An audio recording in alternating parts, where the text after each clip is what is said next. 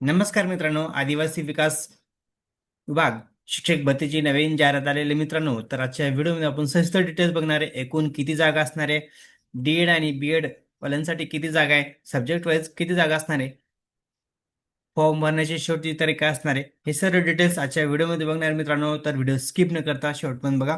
तर बघू शकता तुम्ही, आदिवासी विकास आयुक्तालय नाशिक अंतर्गत जाहिरात आलेलं बघू शकता मित्रांनो. जाहिरात कधी आलेले? 6 ऑगस्ट 2026 रोजी जाहिरात आलेले.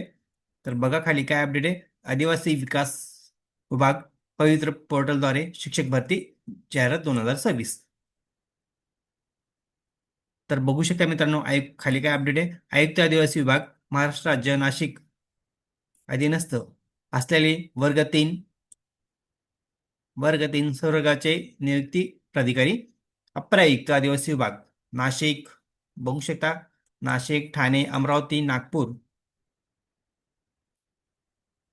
आश्रमशाळेतील पेसा नॉन पेसा क्षेत्रातील रिक्त असलेली प्राथमिक शिक्षक, माध्यमिक शिक्षक, उच्च माध्यमिक शिक्षक, शिक्षण शिक्षण सेवक पदे पवित्र पोर्टलद्वारे 100% भरण्याकरता खाली नमूद केलेल्या पदापैकी शैक्षणिक व्यावसायिक अर्हता धारण करीत असल्याचे पवित्र पोर्टल प्रणालीमध्ये नोंदणी केलेल्या उमेदवाराकडून ऑनलाईन पद्धतीने अर्ज मागवण्यात येत आहे. तर बघू शकता मित्रांनो,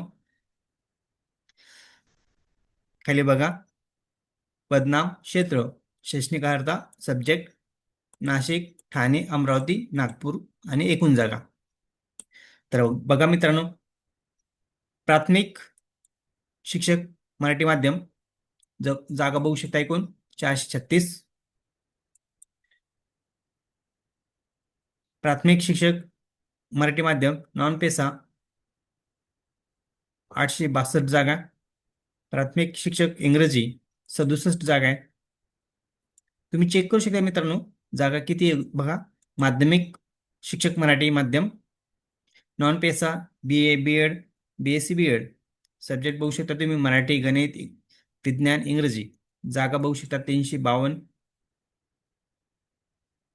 उच्च माध्यमिक शिक्षक MA BEd MSc BEd 251 जागा आहे. बघा मित्रांनो, खाली असे एकूण टोटल किती जागा बघू शकता तुम्ही. 2421 जागा आहे मित्रांनो. तर इथं तुम्ही चेक करू शकता सब्जेक्ट वाईज दिलेले किती जागा असणार आहे. उच्च माध्यमिक साठी आणि माध्यमिकसाठी किती जागा असणार तुम्ही चेक करू शकता. ज्या कॅन्डिडेटचं डेट झालेलं आहे अशा कॅन्डिडेटसाठी एक सुवर्ण संधी बघा. खाली बघा, महत्वाचा अपडेट आहे. उमेदवारांना प्राधान्यक्रम जनरेट करण्याची सुविधा.